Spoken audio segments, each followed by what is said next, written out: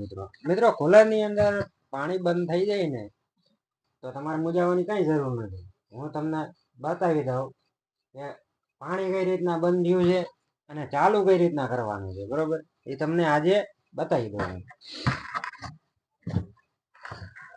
મિત્રો આની અંદર પાણીનો પંપ યાની કે મોટર નાની સાઈઝની આવે એ તમારે ખોલી નાખવાનું. નળિયું આની આ રહી ને કાઢી લેવાની. મિત્રો નળિયું કાઢી લીધી ને એટલે આ મોટર બહાર ગઈ આવી અને પાણીનો પંપ બહાર ગઈ આવ્યો. હવે આને છે ને આગળનું આ ખોલી નાખવાનું. બરોબર, ખોલો એટલે આની અંદર કચરો છે. જો પછી આમાંય કચરો છે. એક કપડું લઈને આને છે ને સાફ કરી નાખવાનું. બિલકુલ સાફ સાફ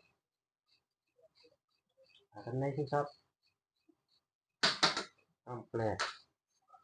પછી આને સાફ કરી નાખવાનું જેથી કરીને કચરો આની અંદર હોય તો નીકળી જાય. પછી આને ફિટ કરી દેવાનું. હવે હું તમને ચાલુ કરીને બતાવું. જો આ કમ્પ્લેટ ચાલુ અવાજ કમ્પ્લેટ આવી ગયો એટલે આ પાણી અહીંથી ઉપરથી ચાલુ થઈ ગયું. બંધ થઈ ગયેલું હતું ને ચાલુ કરી આપ્યું.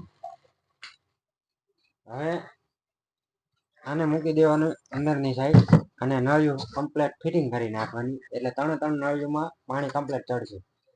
તમારા મિત્રો ક્યાંય લઈને જવાની જરૂર નથી, તમારા હાથે થઈ જશે કમ્પ્લેટ.